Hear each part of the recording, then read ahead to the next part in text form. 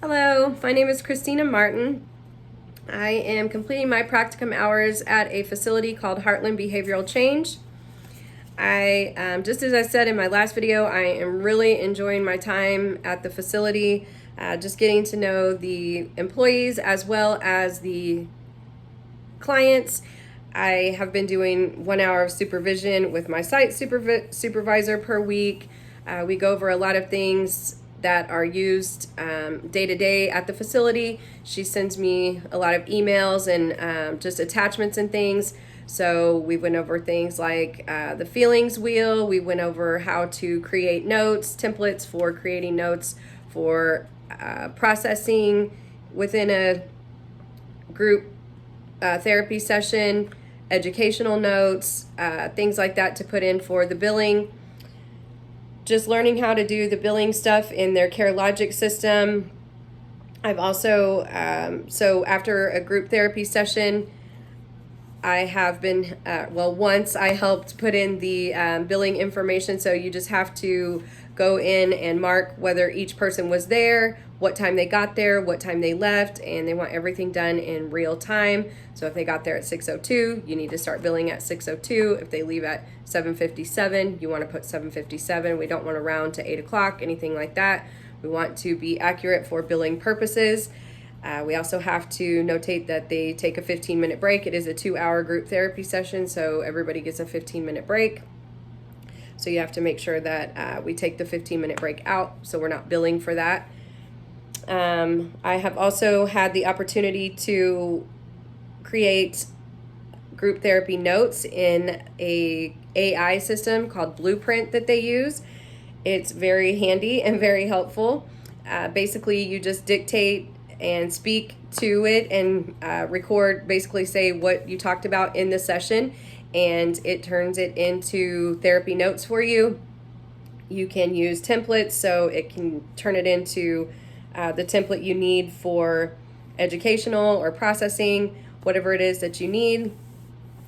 And so that's just very helpful, and honestly amazed me that they use something like that is so helpful and makes things so much easier.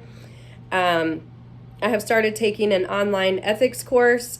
My site supervisor has shown me a lot of things on the Missouri Credentialing Board. I live in the state of Missouri, so she has encouraged me to go ahead and get started on those things. And so she's shown me what I need to do basically for what they call the MADIC 1, which is the Missouri Associate Alcohol Drug Counselor. So it's kind of the lowest level of a substance abuse counselor. So I basically already have everything I need for that except the 3 hours of ethics. So they're allowing me to do my 3-hour ethics course on a, I'm not sure if it's just specific to them or if it's something statewide. It's called Relias. And so you do online courses through there. So they're allowing me to do that 3-hour ethics course on there so that I can go ahead and apply for the MADIC 1.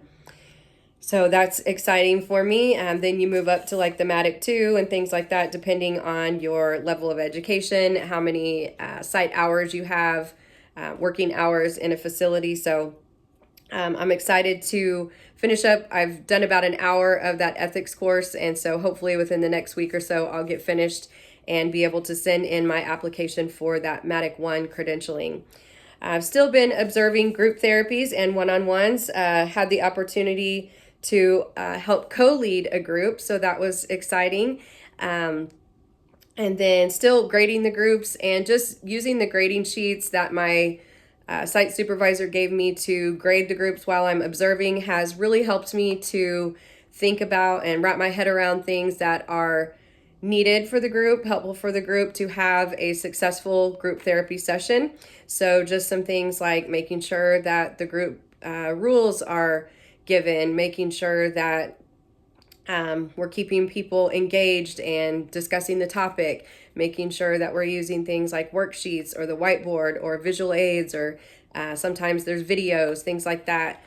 Just things to keep everybody engaged in the group therapy. So that has been helpful, just using those grading sheets, because that helps me to see what I will need to do in the future to make sure to ensure that I'm having a successful group therapy session. So I've also had the chance to meet with some of the other employees. So just like they have, several different roles there. I've met with a peer support. I've met with a social worker.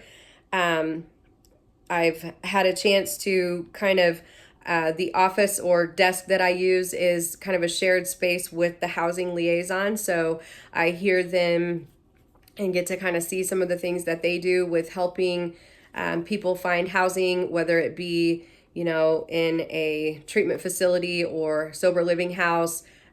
Sometimes it's even homeless shelters, things like that.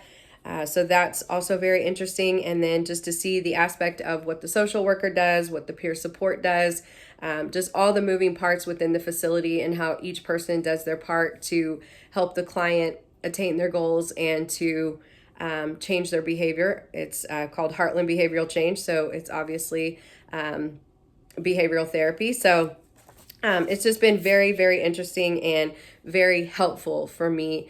And again, it has just really opened my eyes to see that I have chosen a career path that I feel is going to really be rewarding and fulfilling. I have really enjoyed being there and just seeing how just facilitating and helping people find the tools that they need to change. So it's just been amazing.